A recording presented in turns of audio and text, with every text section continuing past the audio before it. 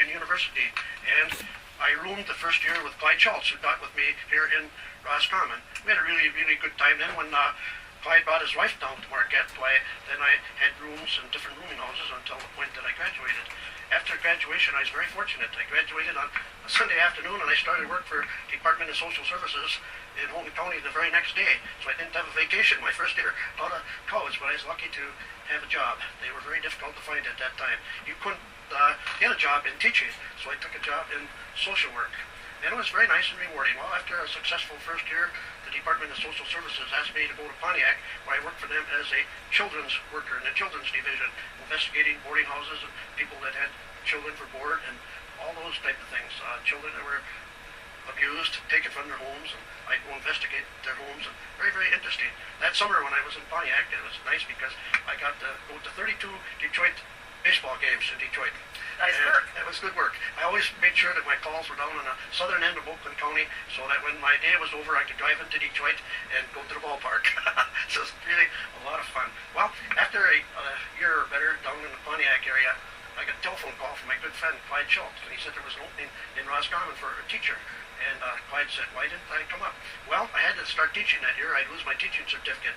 So I resigned my job as a social worker and came to Roscommon. And the first year was very, very interesting. I had a class composed of 6th and 7th graders, all wonderful kids. And it was a great time. I started going to Central Michigan University and work on my master's degree by taking classes every Saturday. And I'd drive down in the spring and in the fall. And after a couple of years, I had my master's degree. Clyde drove down with me, and so we both were taking classes at Central. After my first year in Roscommon, Superintendent Ellen Halls asked if I'd take over the government class in driver ed and world history at high school level, so I did. And that was really rewarding. My first year there, since my really interest was in counseling and guidance, I gave up my free period, so to speak, preparation period, and started a guidance program at Roscommon. They hadn't had one. What? The guidance program. Oh, guidance and testing program. Oh. They hadn't had one. They didn't have any standard program for testing youngsters insofar as intelligence and aptitude and interest and that, so I started that program. So after my... Let me just ask, what year was that? This was, well, my first year in Roscommon that I came here was the fall of 1952. And so the year then that I started this particular program was when I moved to high school in the fall of 53. And then in the fall of 54, I was given 50% of my time to counseling and guidance, and then I taught the government class and the driver ed through the summers. And so it worked out real well. I got my master's in 55, and I started on my ed specialist at Central Michigan University. What was your master's in? My master's was in education, and they didn't have a specialty at the college level for counseling and guidance at that time. Although I had a minor in that at Northern Michigan University. My major was sociology, and second, my minor was history, and then guidance and counseling, and my other minor at Northern was economics, but I never taught a class in economics. It's interesting, but none of the schools offered economics at that point in time. So I got my ed specialist in 1962 from Central, and at that point in time I was offered a job at Central Michigan University, so I left Roscommon in the summer, in June of 1962. It's interesting, my last day on the job was on a Friday, and Central sent me up to Beaver Island to teach a driver education class up at Beaver Island, and I was up there on Sunday. So that was the second time in my life that I started a new job without a vacation. And, but that was fun, teaching up at Beaver Island.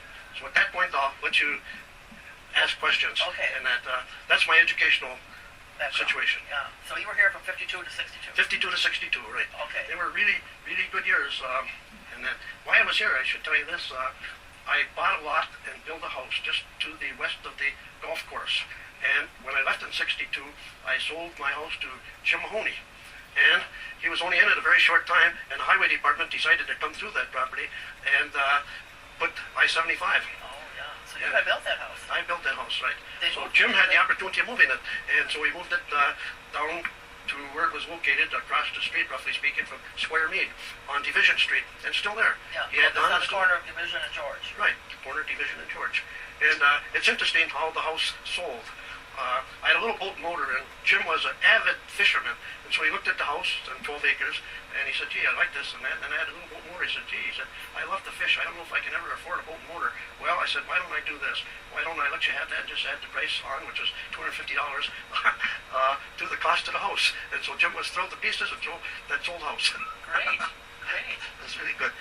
Okay, I just want to ask a little bit about where did you meet your wife? 'Cause Okay, I got on a bowling team with my good friend Moreland Dutton, and I became real good friends with Moreland and Dutton, and my wife, Claire Fisher, was a really good friend of Moreland and Thelma, and so consequently I started dating Claire, and we double date with Moreland and Thelma and go out to dinner and things like that, and so we got along real well, and so we married in the fall of 1953, and then I started on a house. was she a native here?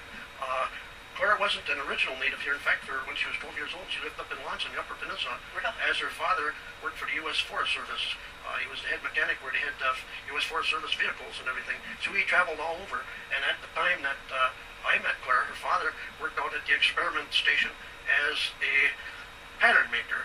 He made a lot of patterns and helped design and work on all the different fire equipment that he had out there. He retired from the Forest Service and went with the other division of Forest Service, which was the experiment station. And retired from one and was hired at the other? Right. Oh. Just a different division of it. And that was interesting. A very fine gentleman. Her mother was a very nice lady. Claire and I got along real well. We weren't unfortunately able to have children, but of course, being a teacher, I had a lot of children. Yeah. Did she work outside the home? Yeah, she did. Claire worked, when I met her, she was working for Dow Chemical, which had a division here for an oil company. In Roscommon? In Roscommon. No kidding. Roscommon. But then they moved out, and Roscommon, and then she started working for the Department of Natural Resources. What has she done for Dow? What kind of work It was did she office do? work. She was a Oh, secretary in okay. the office work. Actually, she was the executive secretary for the gentleman that managed the office. And they had an office in Roscommon? An office in Roscommon, were located where the Jansen Plumbing Company building is. That was their office in Roscommon. Oh. Bob Jansen and Plumbing. Do you think Dow built that building? I don't think they built the building. No, it was not an original building to okay. them. They rented it, and then, of course, when they left, Mr. Jansen bought the building. Oh, okay. And, but they had an awful lot of employees here at that particular time, and they did an awful lot of leasing and drilling samples and everything such as that. But then they went to Texas. Oh. Then what did she do when they left, when Dow left? When Dow left, my wife secured employment with the Department of Natural Resources, and she worked there until we decided to leave, and I went to Central Michigan University. She worked in the district office? Or the District office right here, right. And all that building has been moved and is now the Sabo Canoe Museum here in Roscommon. Yeah, But that was the building for the, Riverside. right, that was the building for the Regional Department of Natural Resources. Very nice. Yeah. The Natural Resources Office had a lot of wonderful, wonderful people, several of whom taught in the school system. Did she retire from the DNR then? No, she didn't retire because we were Oh, you went young. We went to Central Michigan University, and she became the executive secretary to the assistant dean of the School of Education. Then, of course, when he became the dean, she became his secretary also. Great. And then, so she did retire from Central 2 years after I retired because she wanted to have her 30 years in. And what did you do at Central? What did you teach there? At Central, I taught driver education for Central, and I started working also in the guidance department, teaching classes and guidance, occupations and standardized testing. And I traveled many, many different towns, and I taught classes. And I taught classes in Sheboygan, Petoskey, Sebewaing, Saginaw, all over for Central Michigan University. So were you teaching other people to teach driver ed?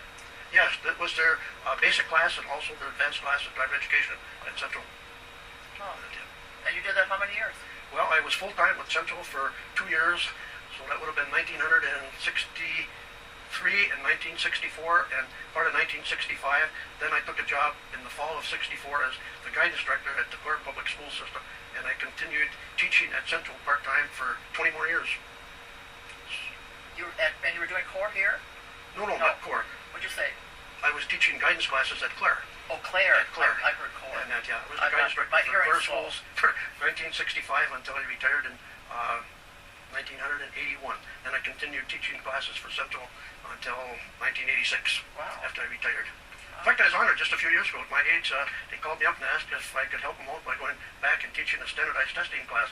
I said, wow, I got rid of all my material and I'm a little old to get back in the swing of teaching classes. Of course, all the people that I had at Central, with the exception of the first 2 years, were adults, working on their master's degrees, and that I didn't have undergraduates that were just starting Central. They were all older people. Wow. Well, good for you. Okay. Okay, well, let's get back to Roscommon for these 10 years, because I know. So then, when did you come back? When did you come back up and live here then? Okay, while I was here, I met a wonderful lady when I bought the property to build my house on. Her name was May Malone. And so consequently, I got a real estate license with May, and I sold real estate part-time whenever there was any part-time, and it was a really good experience. So consequently, when I was in Clare, I had my own real estate broker's license and had a business. And I had a guy that helped me out that was crippled with multiple sclerosis, and he just did the office work and took the calls for me. But he taught almost everybody in Clare how to play cribbage. People would go and visit with him, and he couldn't get out to show property and things What was like his that. name? Whip Hankins, H-A-N-K-I-N-S, wonderful, wonderful gentleman. And what did you? He stayed with me till he died. What was your name of your business then? Clare Realty. Claire, My really? business in Clare was Clare Realty. But getting back to May Malone, May was a wonderful gal. The only problem that we had was the fact that May did everything on a handshake. There were no signed listings. People call up and say, May, I'd like to sell my home. What do you think? I'd like to get this. And May say, fine. Ask a little bit of information. And, well, needless to say, we sold more property that we never got paid for than we probably sold that we got paid for. But there were a lot of honest people. Moreland and Thelma, we sold their house and just on a handshake. And that, they had no quarrel with paying the commission. Sold a nice, expensive piece of property for Jess Green from Green's Tavern. He came in one day and said, May, sell that acreage for me, would you? And he was there 2 minutes. And May said, sure, Jess, anytime.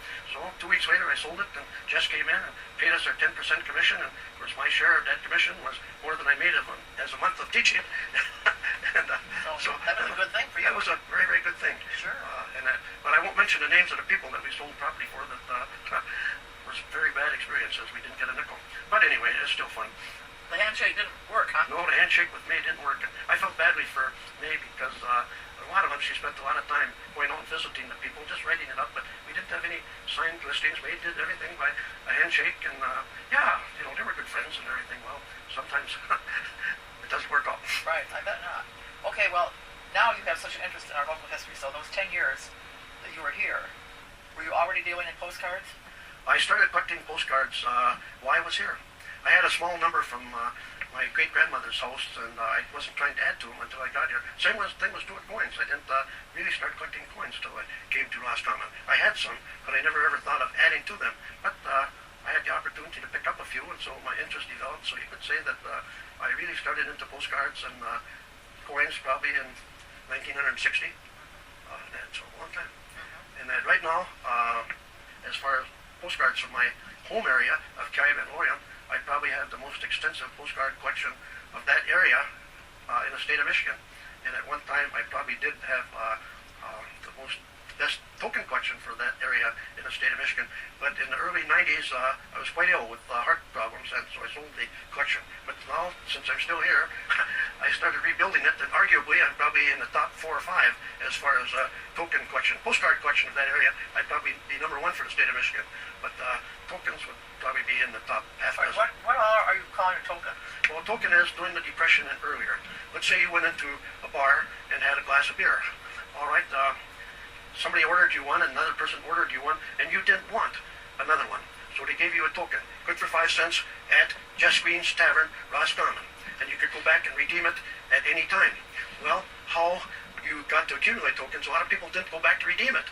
And it wound up in their cigar box or dresser drawer back home.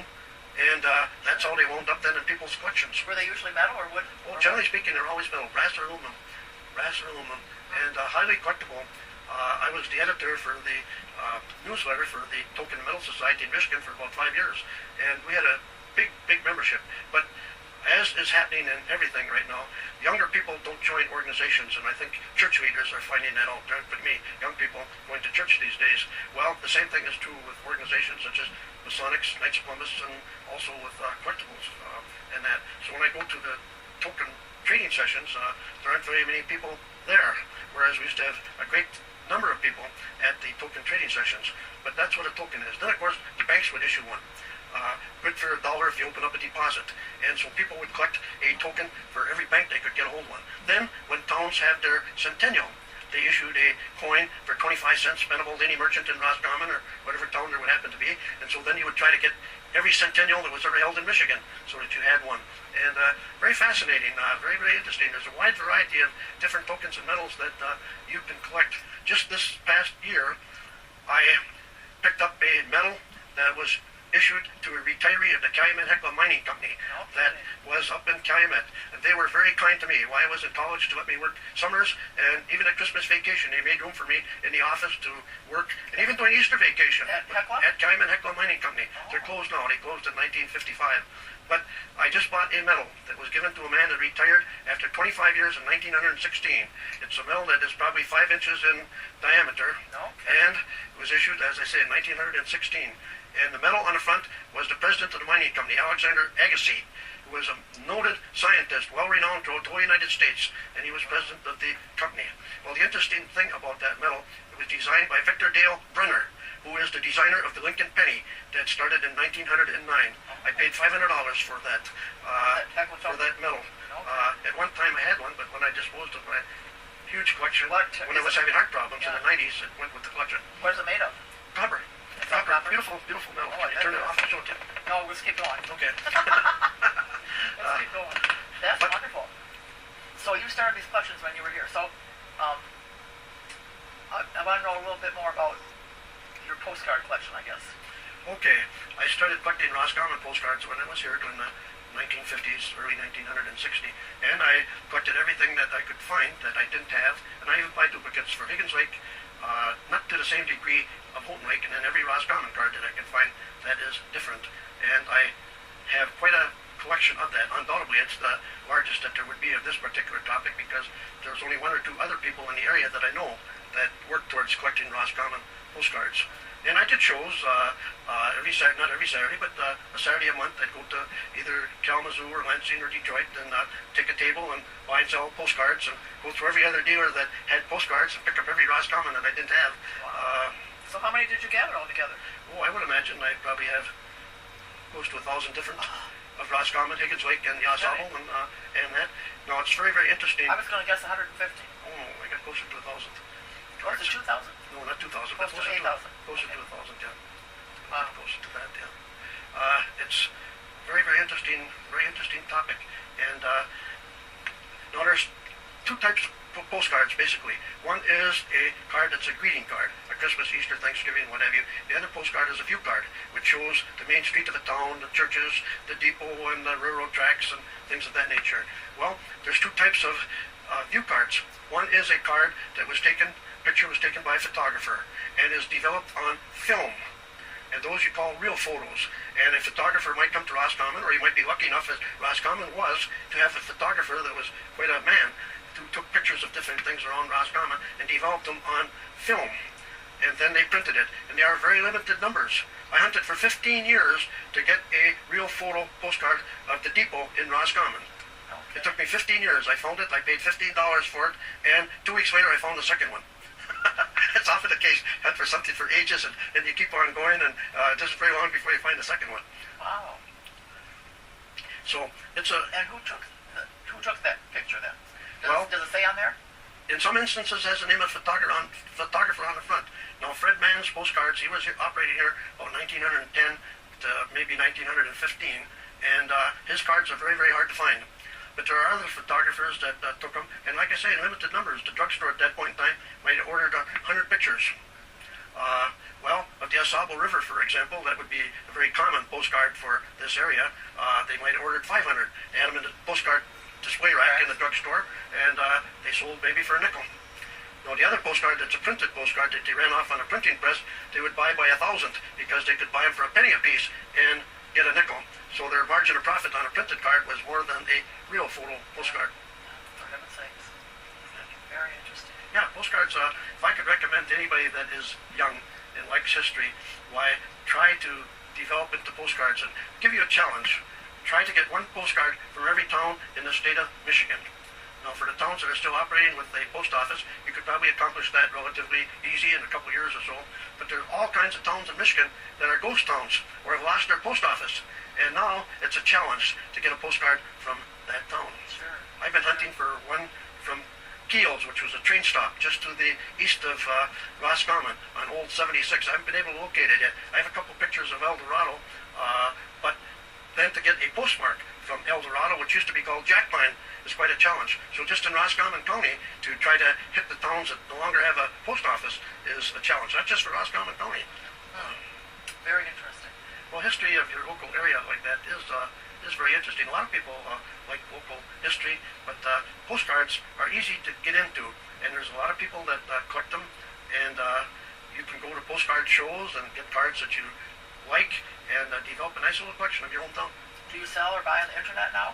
No, I sold my computer. It was getting to be a pain in the butt with the viruses and all the spam that you were getting. It's just taking too much time. And so where do you have your collection currently? there, and I got a big file in that bedroom, and that. So it's all here in your home? It's all here in my home. Yeah. It's all here in my home. Wonderful. And you're hoping to leave at least your Roscommon collection in the community? Right. The Roscommon collection will be in the community, very possibly to the Historical Society if we can work something out, or if I don't leave it there, I will give them the cash equivalent of what it is worth, and that is a donation to do whatever they want to do with, and that it'll be one or the other. Have the postcards at the library then. So that's the other possibility. The postcards would go to the library if they would like to keep them. But libraries are a little funny, and I don't mean to cast bad aspersions on anybody, but I used to collect old books too, and I had what was considered a very fine collection of Horatio Alger books. He had 112 titles, a couple that were ghostwritten for him under his name. And I had over 100 different titles of Horatio Alger's, and which is considered quite an accomplishment by the Horatio Alger Society.